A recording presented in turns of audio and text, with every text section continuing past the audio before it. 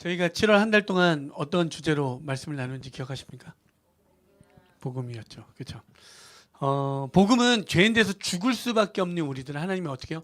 긍휼히 여기사, 불쌍히 여기사 그 아들 예수 그리스도를 이 땅에 보내주셔서 그로 말미암아 우리가 구원을 받았다는, 그래서 그냥 소식 자체가 아니라 그 자체 예수 그리스도임을 우리가 말씀을 통해서 나눴습니다. 그리고 그 복음은 어땠습니까? 우리가 3주간의 기적이라는 그 데살로니가 교회에 바울 일행이 갔을 때 온갖 핍박과 역경 속에서도 3주밖에 주의 복음을 전하지 못했지만 그들은 자생적으로 그들의 복음을 받아들이고 성장했습니다. 그래서 그 안에 모진 고통이 있음에도 불구하고 그들은 사랑의 수고를 아끼지 않았고 하나님께서 주신, 하나님 곧 오시겠다는 그 소망의 인내를 붙잡고 나아갔고 그 믿음의 본을, 믿음의 역사를 써내려갔습니다. 그래서 믿음의 본이 됐죠. 그래서 마게도냐에까지 그 소문이 울려 퍼졌습니다. 놀랍지 않습니까?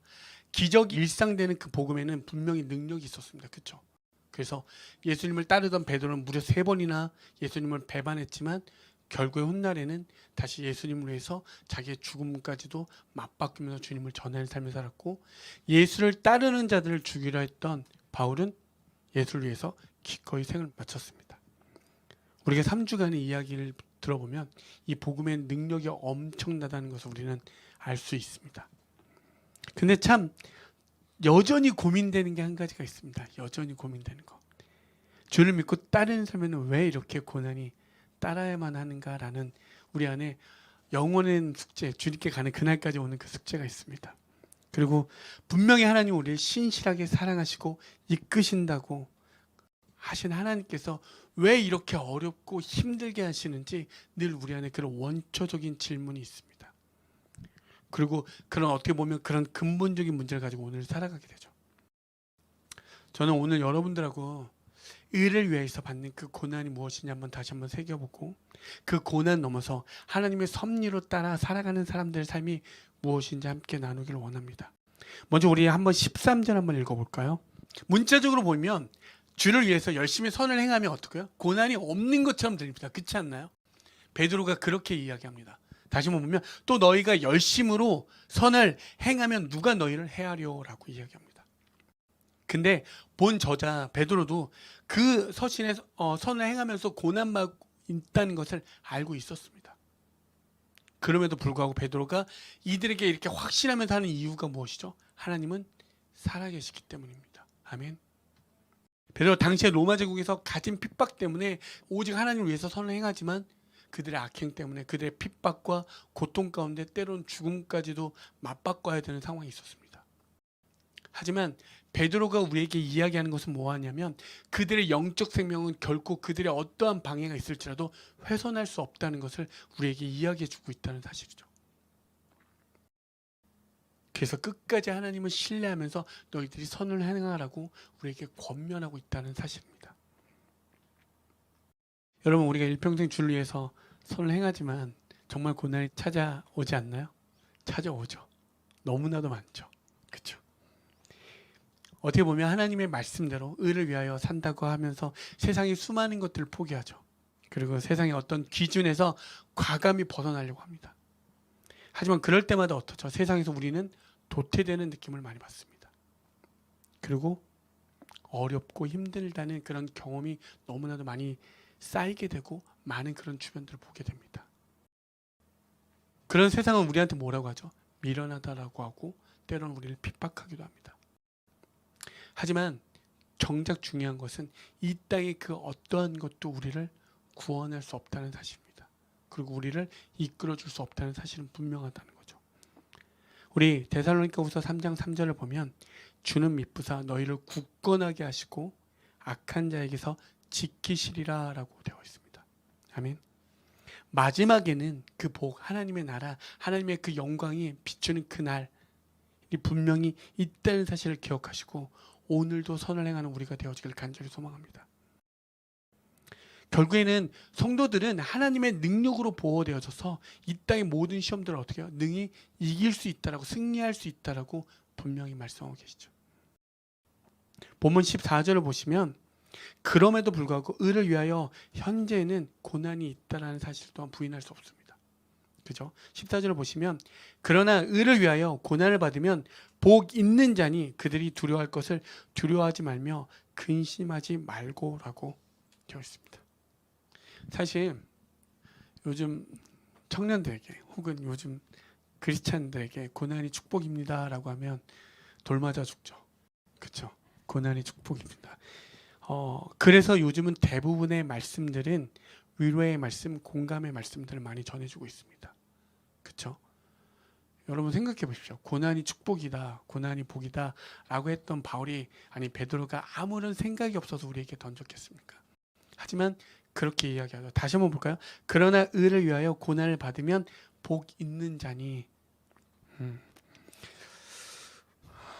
그럼에도 불구하고 오늘 고난이 축복임을 오늘 우리의 말씀을 통해서 함께 나누길 소망합니다. 지난주에 여러분 말씀을 기억하시겠지만 제목이 뭐였죠? 복음의 능력이라고 했습니다. 그러면서 바울이 그동안 자신의 사역했던 모습들을 쭉 나열하는 것들이 말씀에서 나왔죠. 그 중에 3번의 태장을 맞았다라고 합니다. 그 태장이라는 건 몽둥이에 납 같은 게 꽂혀 있었던 거예요. 그냥 맞아서 아픈 정도가 아니라 어떻게 되죠? 맞아가지고 살점이 뜯겨나가고 심지어 잘못 맞으면 죽는 정도의 그런 고통이 따르는 거였습니다. 오직 뭐요? 복음을 위해서 그렇게 맞았다라고 이야기합니다. 여러분 오늘 온라인에서 오늘 각자의 예배 자리에서 앞으로 우리가 3일 후에 우리 복음을 위해서 태장을 한번 맞는다고 생각해 보십시오. 3대씩. 네. 자, 누가 먼저 맞겠습니까? 내가 먼저 맞겠다. 내가 복음을 위해서 우리 헬세드 공동체를 위해서 제가 먼저 기꺼이 한 대 맞겠습니다. 네. 네.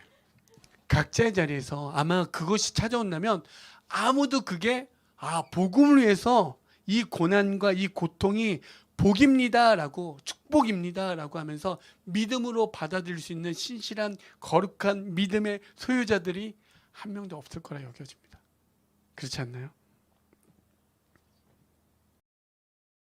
그래서인지 찬양도 그렇고 말씀도 그렇고 오늘날에는 많은 성도들을 위로하고 공감해주는 말씀과 찬양들이 많습니다.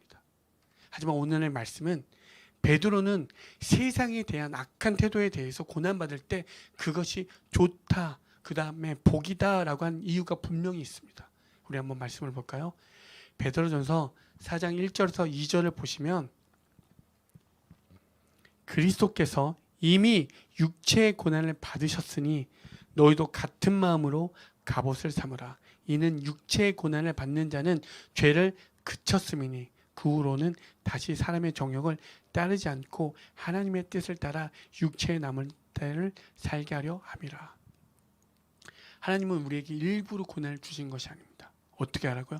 세상 방식, 세상이 살아가는 모든 방식을 멈추고 너가 생각하는 너의 삶을 멈추고 이제는 뭐요? 하나님의 뜻대로 남은 생애를 살라라고 우리에게 이야기하는 것이죠.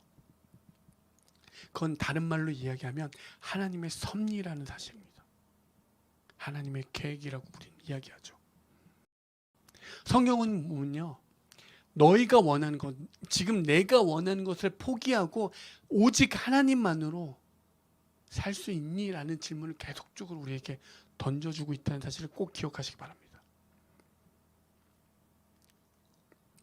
그래서 4장 12절에서 14절을 보시면 사랑하는 자들아 너희를 연단하려고 오는 불시험을 이상한 일 당하는 것 같이 이상히 여기지 말고 오히려 너희가 그리스도의 고난에 참여하는 것으로 뭐하라고요?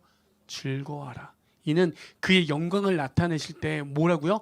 너희로 즐거워하고 기뻐하게 하려 함이라. 너희가 그리스도의 이름으로 치욕을 당하면 복이 있는 자로다.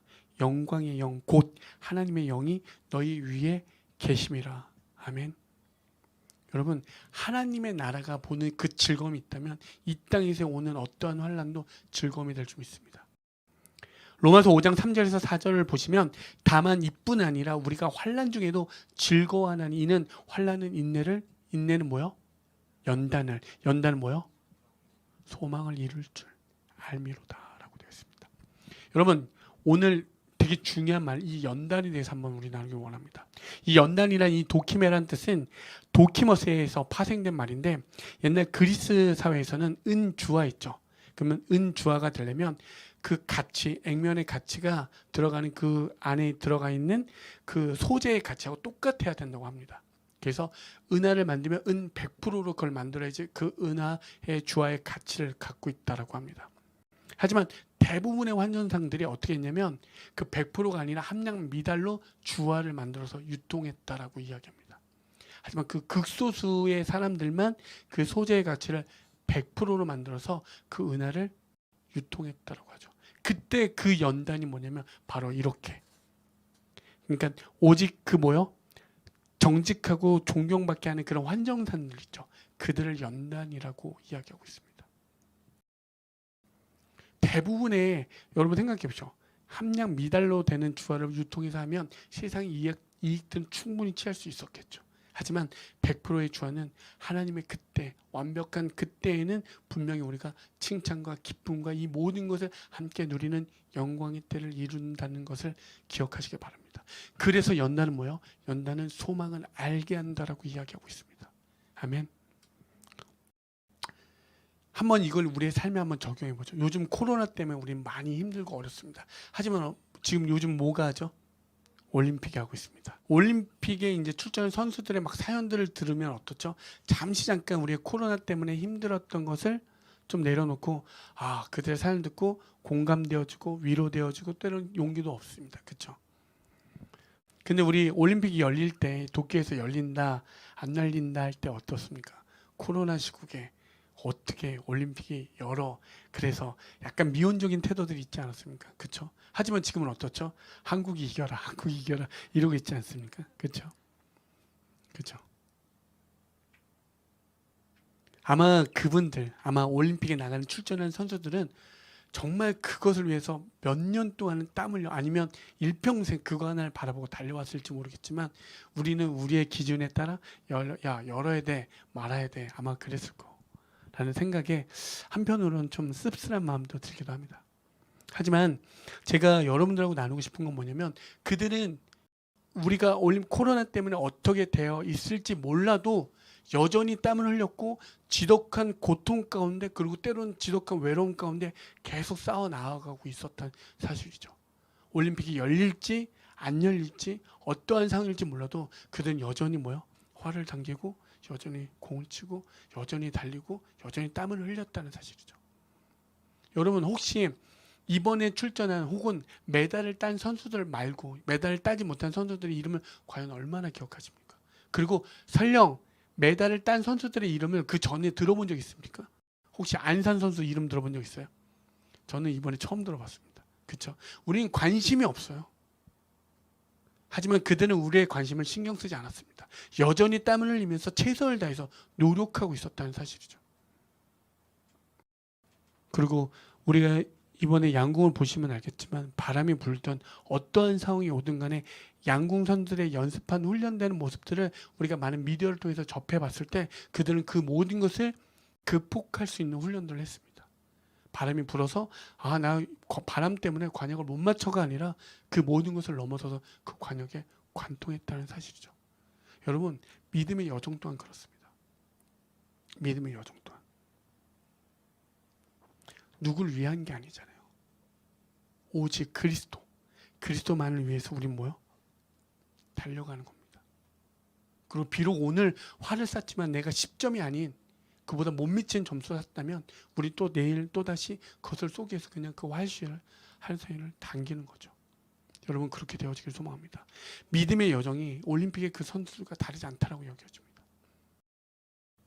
그래서 훗날 어떠한 분명한 그때 하나님의 때는 우리를 어떻게 해요? 찬란하게 비춰주실 것이라는 사실을 꼭 기억하시며 그 소망의 인내를 가지고 살아가시길 간절히 소망합니다. 여러분 그래서 세상에 악한 태도에 고난이 올 때 우리는 어떻게 하라고요? 두려워하지 말고 근심하지 말고 15절에 뭐라고 나와 있습니까? 한번 15절 한번 찾아서 읽어볼까요? 15절 한번 보시면 어떤 고난이 찾아오더라도 두려워하지 말고 근심하지 말고 뭐라고요? 너희 마음에 그리스도를 뭘로 삼아요? 주로 삼아 거룩하게 하라고 이야기하고 있습니다. 여러분 거룩하게 산다는 건 곧 뭐요? 예수 그리스도를 닮아가라고 오직 누구요? 오직 하나님만을 닮아가라고 이야기하고 있습니다. 우리의 목적은 오직 그리스도와 주로 삼아서 거룩하게 달려가는 그 믿음의 여정이 있다는 사실입니다. 그래서 어떻게 하라고요? 두려워하지 말고 근심하지 말고 그렇게 이야기하고 있습니다. 왜요? 오늘날 크리스찬들은 말뿐인 크리스찬들이 너무 많기 때문에 너무나 말뿐인 크리스찬. 근데 크리스찬은 뭐죠? 구별된 자들입니다. 구별된 자들. 우리가 우리 스스로를 크리스찬이라고 이야기한 게 아니라 그 당시에 그 예수를 믿는 사람들 보고 그들이 우리를 뭐라고 불렀죠? 구별된 사람들이 이구나라고 이야기했다는 사실이죠. 여러분 혹시 그런 질문 받습니까? 넌 교회 다니면서 왜 그렇게 살아? 이런 질문을 받습니까? 아니면 와, 넌 정말 다르구나. 어떻게 그렇게 살 수 있니? 이런 질문을 받습니까? 여러분 그 질문을 받는다는 건 뭐죠? 우리의 삶이 세상과 다른 삶을 살기 때문에 분명히 이런 질문을 받게 된다는 사실이죠. 왜요? 그 15절 후반부에 뭐라고요? 소망에 관해 궁금한 그 질문을 하는 사람들이 분명히 있다는 사실이죠. 곧 뭐예요? 그 소망이라는 건 자기의 죽음 넘어서의 그 다음의 삶에 대해서 여전히 인간은 그 질문이 있다는 사실입니다. 그럼 그 질문에 대해서 누구에게 묻는다고요? 그렇게 다른 구별된 삶을 사는 사람들에게 질문한다는 사실이죠. 근데 국경이를 볼 때마다 국경 넌 교회 다니면서 왜 그래? 라고 질문을 받으면 그러게요. 그렇죠. 아니요. 여러분 그 질문을 받는 여러분이 되어지길 소망합니다. 여러분 우리가 이 땅 가운데 살아가지만 하나님 뭐라고요? 예수 그리스도를 주로 삼아서 거룩하게 살라라고 이야기합니다. 그렇게 질문받는 사람들은 어떻게 해요? 질문을 받을 수밖에 없는 거죠. 소망에 관해 궁금한 사람들이 있다라고 15절 후반부에 분명하게 우리에게 이야기하고 있습니다. 그때 우리는 소개하는 거죠. 어떠한 마음으로 하라고 나와 있나요? 온유한 마음과 두려운 마음. 온유한 마음 뭐죠? 그 상대방을 진짜 우리가 심혜원 선생님 그때 말한 것처럼 진짜 남을 위해서 사랑하는, 남을 이해하는 마음, 정말 남을 생각하는 마음으로. 두려운 마음 뭐죠? 하나님을 경외하는 마음, 하나님을 경외하는 마음. 그 마음으로 준비하라라고 이야기하고 있습니다. 그 다음 16절에는 어떻게 이야기하고 있죠? 어떻게 선한 양심을 가지고 선한 행실을 하라라고 이야기하고 있습니다. 그렇죠? 그래서 15절 후반부에 어떻게 온유하고 두려운 마음으로 준비하되 선한 양심을 가지고 선한 행실을 하라라고, 그래서 세상과 다른 삶을 살라라고 우리에게 권면하고 계시죠. 근데 여기서 우리가 한 가지 기억해야 되는 것은 복음을 전할 때 균형을 꼭 잃지 말아야 됩니다. 우리가 복음을 너무 일방적으로 강조하게 되면 어떻게 되죠? 복음만 일방적으로 강조하게 되면 대부분의 세상으로부터 우리는 뭐요? 혐오감을 주게 되고 불편함을 주는 게 반발감을 주는 경우가 많습니다. 그런 경우 있죠. 우리가 교회를 다니고 있지만, 우리가 하나님을 믿고 있지만 그렇게 일방적인 복음을 너무 강조한 나머지, 너무 지나친 자기 생각에 강요한 나머지 어떻게 하죠? 불편한 경우 있지 않으십니까? 없나요? 있습니까? 언제? 그렇죠. 그런 경우가 분명히 있죠. 우리가 살면서 매우 불편할 때가 있습니다. 하지만 또 반대로 뭘 또 우리가 조심해야 되냐면 겸손된 마음, 온유한 마음, 너무 그러한 마음으로 전하다 보면 어떻게 하죠? 그 복음의 능력이 나타나지 못하는 경우가 있습니다. 오히려 내가 전할까 말까, 상대방을 너무 배려한 나머지 그 복음의 자체에 뭐요? 능력이 나타나지 않는 경우가 또 있다는 사실이죠. 그래서 여러분 어디 갈 때 기도하는 게 막 창피하고 뭐하고 이렇게 하니까 잘 안 하고, 다 친구들이 세상 친구들이니까 나도 슬쩍 이렇게 해서 복음의 복자도 안 꺼내고 세상 친구랑 똑같이 남 욕하고 남 걱정해주고 머리부터 발끝까지 똑같이 다르지 않는 그런 삶을 사는. 성경은 분명히 바울은 어떻게 했죠? 복음 앞에서는 절대 타협하지 않았습니다. 그게 어떠한 자리이든 간에. 하지만 복음을 위해서는 어떤 누구를 위해서도 온유된 마음으로, 그 사랑의 마음으로 끝까지 다가갔다는 그 사실을 기억하시기 바랍니다. 여러분, 복음을 위해서는 타협하지 마시고 복음을 위해서 온유한 마음으로, 그 사랑하는 마음으로 나아가는 우리가 되어지길 소망합니다. 그렇게 해서 하나님의 섭리를 진짜 깨닫는 자들. 왜요? 우리가 우리 올림픽을 통해서 그 선수들을 예를 들어서 우리는 일상 다반사에서 일어나는 모든 일들을 결국에 뭐예요? 우리의 믿음의 여정에 다 대입해 보시면 됩니다. 그래서 삶 속의 작은 모든 것들이 결국 하나님의 뜻이 숨겨져 있음을 발견되는 삶을 살아야 됩니다. 그렇게 됐을 때 그들도 그 10종을 맞추기 위해서 그렇게 최선을 다하는데 우리의 믿음의 여정에 때론 고난이 오더라도 어떻게 해요? 그것을 향해서 묵묵히 나아가는 삶이 되어지길 소망합니다. 그렇게 됐을 때 뭐죠? 하나님의 섭리를 깨달은 사람, 그 선한 마음을 가지고 선한 행실을 가지고 사는 사람들의 그 세상 속의 삶은 어떠할까요? 우리가 한번 적용해 보면서 그 살아가는 삶이 무엇인지 한번 찾아보기를 원합니다.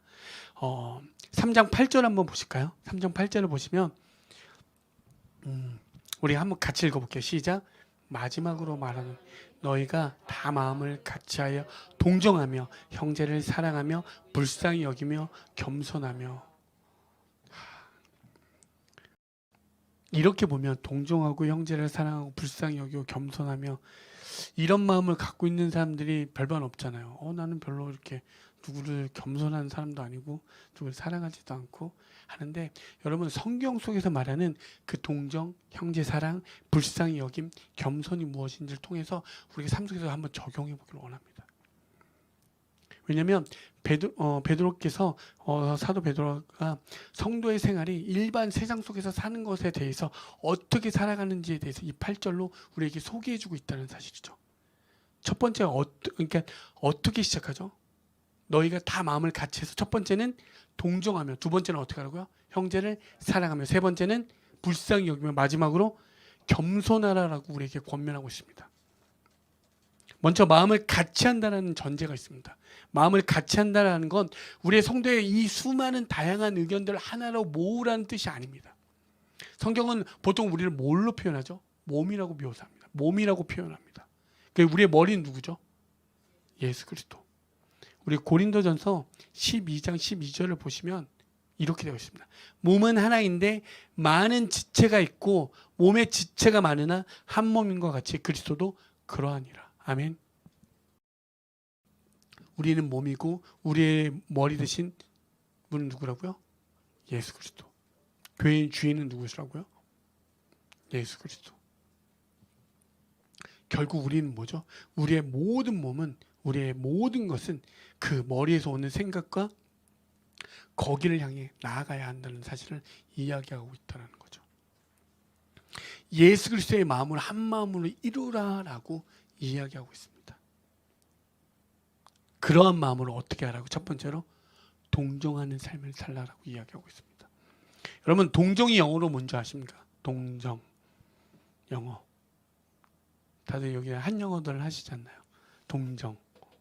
갑자기 눈빛을. 네, 지금 온라인상에서 지금 다 대답하고 계시죠. 그죠? 동정 하면 컴패션이라고 하죠. 그죠? 우리 그런 성경 있죠. 그렇게 돕는 단체도 있는데, 그냥 우리가 내가 가진 거를 좀 누군가에게 불쌍한 사람에게 나눠주는 정도의 동정이 아닙니다. 성경에서 말하는 것. 컴패션이라는 뜻은 한번 영어로 보면 그 컴은 뭐죠?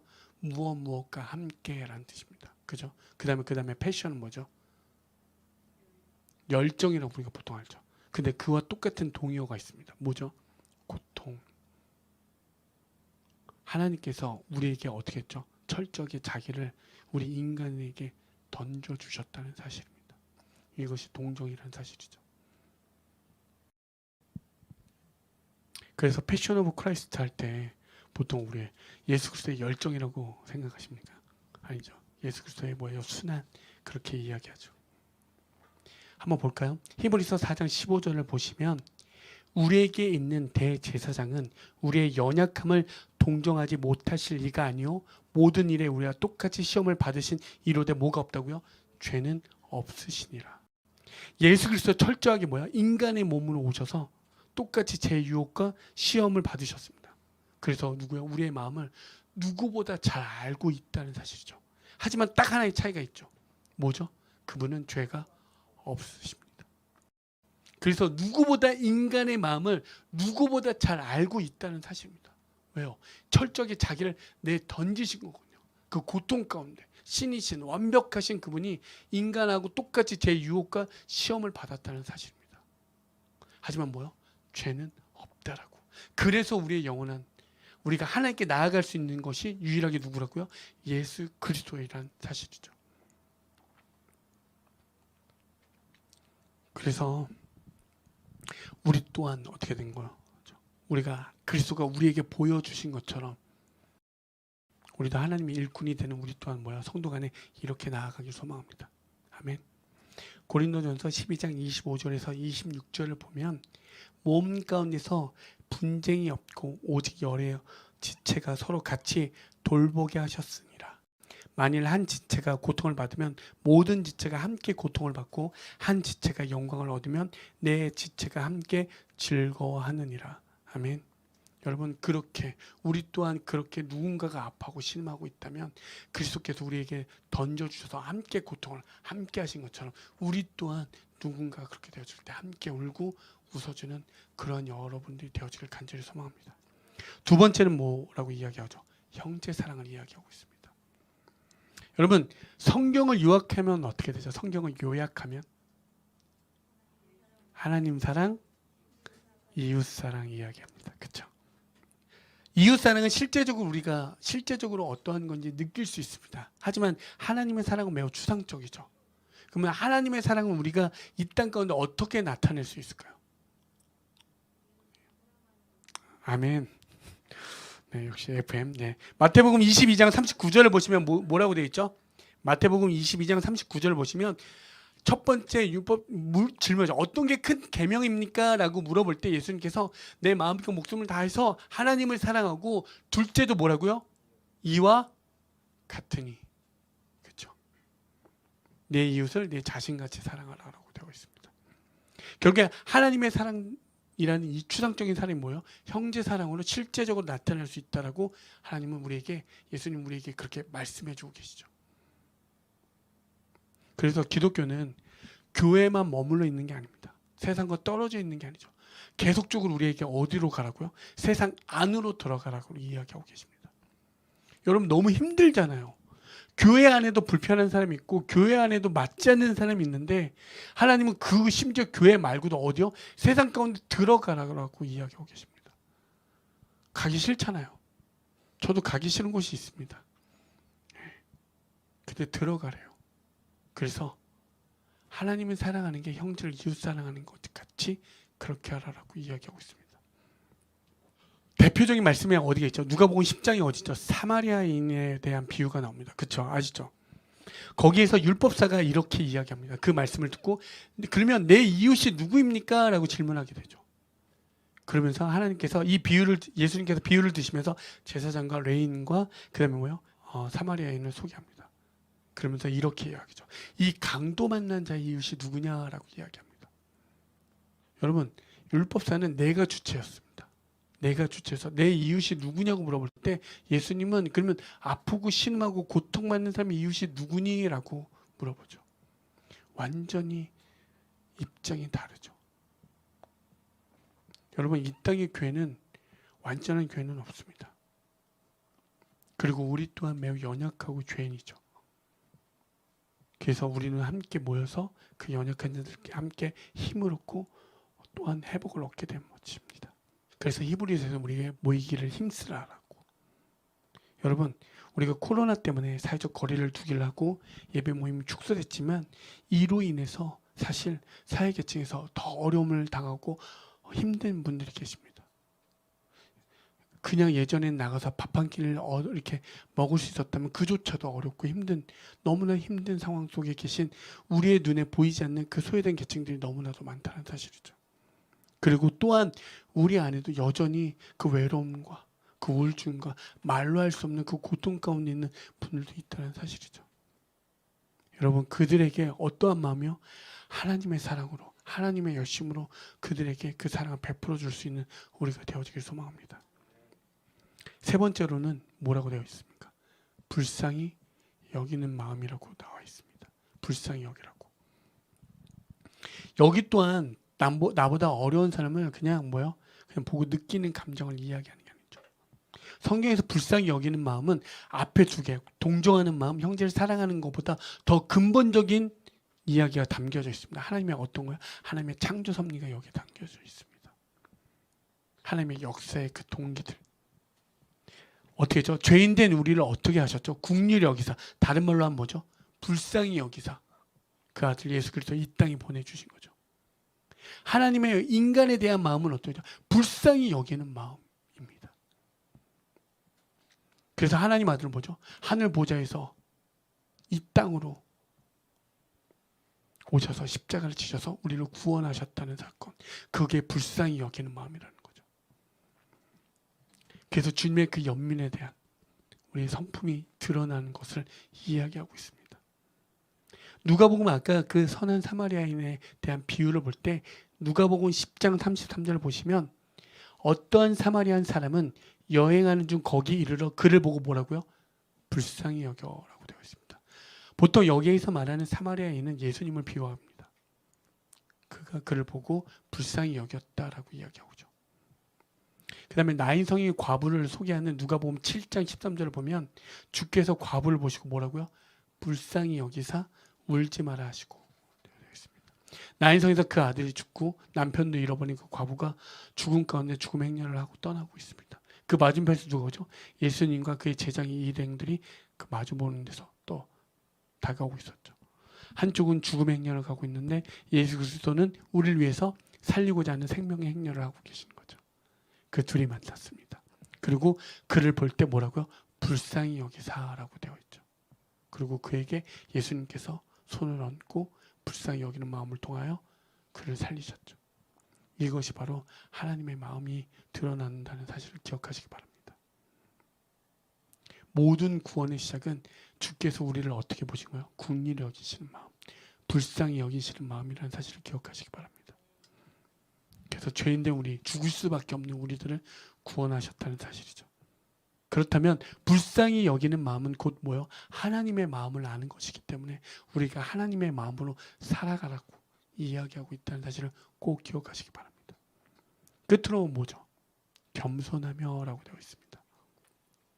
여기에서 말하는 겸손은 뭐냐면 하나님께서 뭐요? 피조물이 되셨다는 사실입니다. 피조물이. 다시 말해서 우리 뭐죠? 인카네이션, 성육신 사건을 이야기하죠. 말씀이 육신되는 그 사건. 그것을 기억하는 것. 그래서 우리의 구원이 어디서 왔음을 깨닫는 게 그게 바로 겸손이라는 거죠. 여러분 생각해보세요.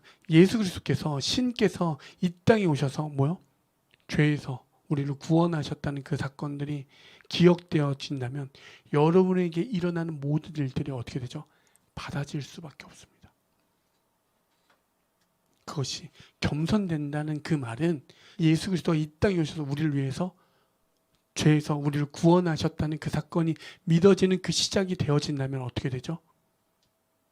이 땅 가운데 일어나는 모든 일들, 모든 내가 생각할 수 있는 범죄 밖에 일어나는 일들이 있을지라도 어떻게 돼요? 그것이 받아지는 상태가 되어지는 게 곧 뭐라고요?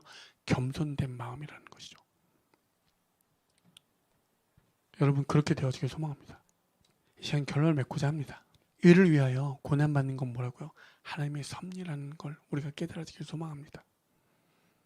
죄 가운데 살아가는 우리를 뭐라고? 죄를 그치고 정욕을 그치고 세상 방식을 그치고 너희들의 자기 방식을 그치고 하나님의 그 남은 때를 하나님의 방식으로 살아가라는 하나님의 섭리, 하나님의 계획이라는 사실입니다. 그리고 그렇게 따르는 사람들은 남을 헤아리는 그 온유된 마음과 하나님을 경외하는 그 두려움을 가지고 그들에게 전하고 어떻게 선한 마음을 가지고 선한 행실을 가지고 그들에게 전하라고 이야기하고 있습니다. 구별된 삶을 살라라고 우리에게 이야기하고 있죠. 그것에 대한 구체적인 이야기들은 어떻게 되죠? 하나님을 향한 그 마음을 같이 해서 서로 뭐예요? 동정하며 그 다음에 형제를 사랑하며 세 번째 뭐라고 되어 있죠? 불쌍히 여기며 네 번째 겸손하라고 이야기하고 있습니다. 여러분 너무나도 힘든 시기에 계심을 알고 있습니다. 코로나 때문에 여전히 힘들지만 사실 여러분 그때 지금의 시간들이 어쩌면 하나님의 분명한 더의 말씀들이 이루어질 줄 믿습니다. 그리고 여러분들을 통해서 진짜 참 크리스찬들이 속가내어지고 걸러내어질 수밖에 없는 시기이기도 합니다. 그렇다면 바로 이때 우리는 어떠한 마음을 살아야 되죠? 오늘의 말씀처럼 그렇게 살아가서 여전히 신음하고 아파하고 소외된 그 누군가를 향해서 그리스도의 마음으로, 하나님의 마음으로, 하나님의 열심으로 그에게 나아가는 우리가 되어지길 소망합니다. 그래서 현재 우리에게 겪는 고난, 고통, 아픔 있죠. 감히 제가 여기에서 그것이 괜찮습니다라고 말할 수 없지만 그것이 뭐요? 분명히 하나님의 때에 너희들과 함께 기뻐하기 위한 하나님의 계획하심을 기억해 주시기 바랍니다. 왜요? 하나님은 우리를 위해서 그 아들 예수 그리스도를 이 땅에 보내주셨고 그 아들을 어떻게 했죠? 처참하게 우리를 위해서 대신하여 죽으셨다는 사건입니다. 그것이 받아지니까 이 땅에서의 잠시 잠깐, 영원한 시간 속에서 잠시 잠깐 이 시간 속에서 살아가는 우리들은 어떻게 해요? 그 영혼을 기억하며 이 잠시 잠깐을 주를 위해서 기억하며 살아가는 것입니다. 여러분 꼭 그렇게 되어지길 간절히 소망합니다. 그래서 그 어떠한 고난도 주님의 복음 앞에서는 가로막을 수 없다는 것을 고백합니다. 코로나도 그 어떠한 것도 그 어떠한 세상에 그 수많은 우리에게 탐욕과 어떠한 것이 찾아올지라도 주의 복음은 끊어지지 않음을 여러분들과 함께 나누며 그것이 전해지길 간절히 소망합니다.